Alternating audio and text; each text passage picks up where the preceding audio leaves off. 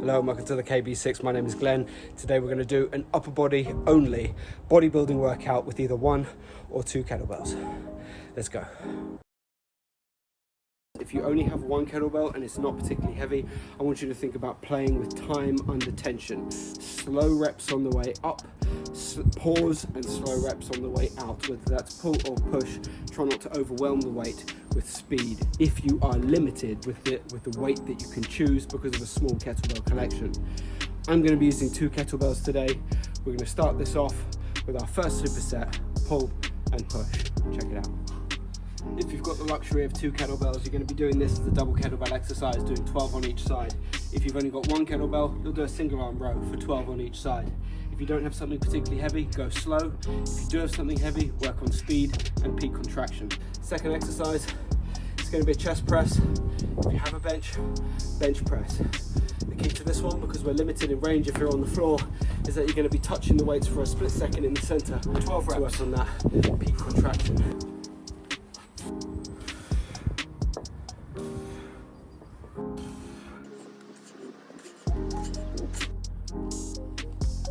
All right, so you've done that one for 4 rounds. The next one, you're gonna need a chin-up bar. I know I said it's only kettlebells, but realistically, a chin-up bar is pretty cheap. You can drill it into the side of your wall. You can have a freestanding squat rack, or you can hang on between your door frame. Pretty cheap. If you really don't have one, do another round of rows. But what we're gonna do here is 4 sets. Chin-ups, that's wide grip, chin over the bar. For dead hang chin-ups, squeeze at the top, pause at the bottom.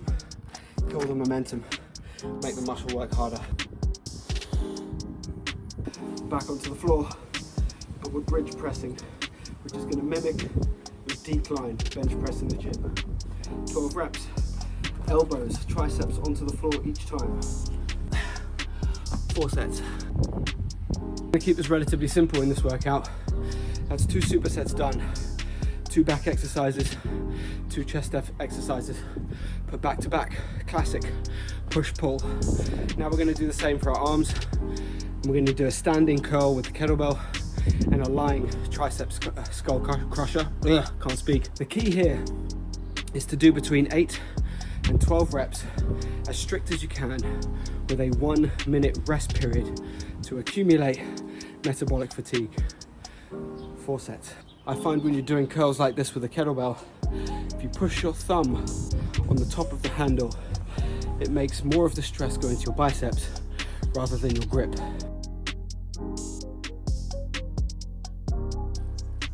Sure, you can hold it from the handle, but then you get less range.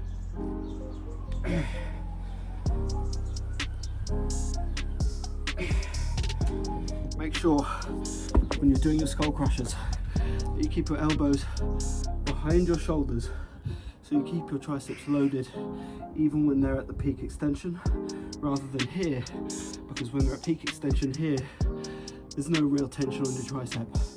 So take it behind your shoulder and then work. We're in the limited range here because of the kettlebell, so make that range work for you. Look, as an advocate for kettlebells, I'm a fan of every workout starting with a focus on speed, strength or skill, working on the core tenets of what kettlebell training is. But at the end of that, I do tend to include some bodybuilding work as well, so I can keep a pump because that feels great, and so that your physique maintains a nice aesthetic as well, and your workout is done. I hope you enjoyed it. See you at the next one.